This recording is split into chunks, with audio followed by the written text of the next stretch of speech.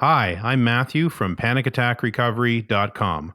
We're a collaboration of former sufferers who are helping those currently struggling with anxiety, panic attacks, and agoraphobia. However, anyone can benefit from our material. I want to first explain how you can make sure that you are not missing out on any of our content. To get instant access to the 5 steps to recovery from anxiety, panic attacks, and agoraphobia, please visit our website and simply provide your email address. All of our information is absolutely free. Please visit our website at panicattackrecovery.com. In this new series of podcasts, my goal is to provide you with useful chunks of information, but also recognizing that many of you are very busy and may not have as much time, so I want to be as effective as possible in a shorter period of time. However, I also want to push these out more frequently than in the past, so my aim will be to provide a weekly podcast episode. In this episode, I would like to talk about sedentary behavior and how leading a sedentary lifestyle has been linked with a number of health problems. I was watching an interesting TED Talk the other night, and the speaker was talking about how really sedentary behavior, sitting all the time, has become the new form of smoking. And this made a lot of sense. A search of PubMed is full of references to studies showing a link to sedentary lifestyle and a range of health conditions. In particular, there is research showing a correlation between sedentary behavior and anxiety. For example, one study among 42,469 community-dwelling adults in low- and middle-income countries. The authors' conclusions were the following: anxiety was significantly associated with high sedentary behavior. Yet another study talked about an association between sedentary behaviors, sleep patterns, and body mass index.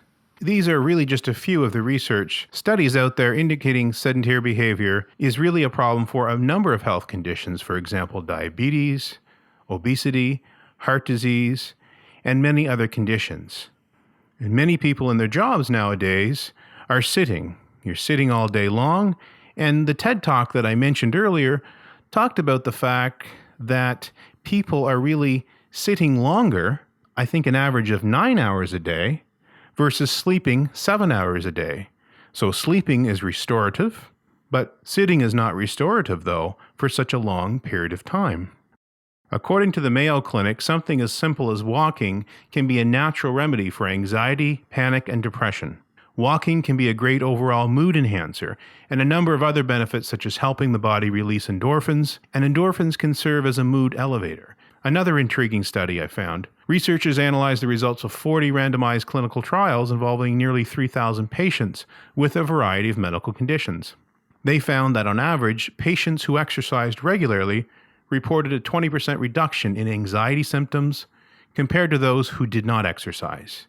Dr. John Rady, MD, who has written a book called Spark, The Revolutionary New Science of Exercise in the Brain, explains how those who exercise, particularly complete sustained aerobic exercise, are more mentally alert and attentive, less fidgety, have longer attention spans, and their ability to sort through information and take it in is increased.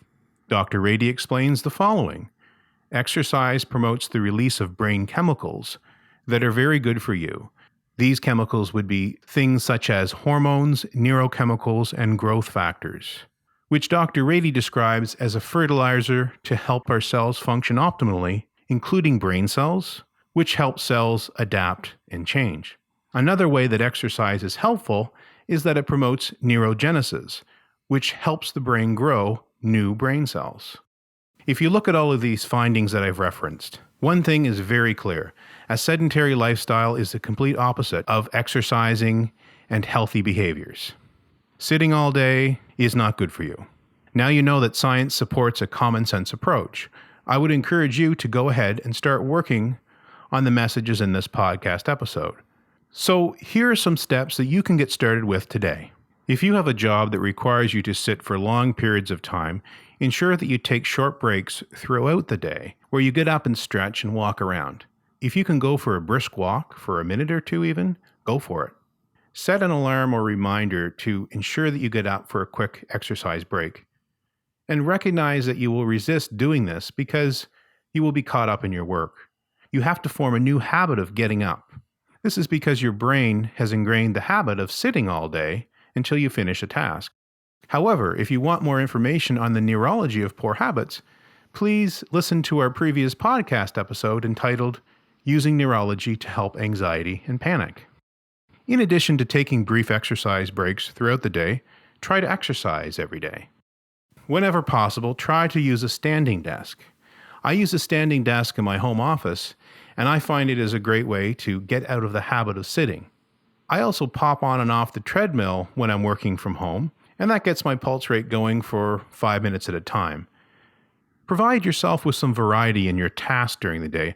Often we can become focused on one thing and almost feel stale throughout the day, but by mixing it up a little, we're a little refreshed and more open to taking breaks throughout the day. It's almost like this habit has become so ingrained, we focus on one thing all day, we don't get up from our desk, but by having some variety in our tasks throughout the day where feasible, we're often more open to transitions and getting up and going for an exercise break and just breaking that whole stale feeling. Consider looking at some pictures of nature or pictures of family or loved ones that make you feel good throughout the day to again lift your spirits. This helps break that sedentary feeling that I've mentioned of blah. Listen to music if possible. Take some music breaks to lift your spirits throughout the day. There is great power in music. For more information about the power of music for anxiety, please watch our video on music for anxiety or go to our website where you will see this article. I hope that you have enjoyed this podcast. If so, we would like to ask you to complete a review of our podcast on iTunes. This won't take long at all.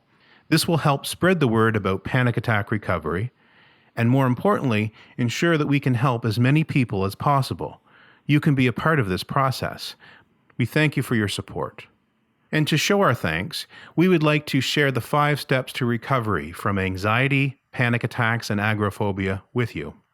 Please visit our website and simply provide your email address. All of our information is absolutely free. And remember, anyone can benefit from our information. Please visit our website at panicattackrecovery.com.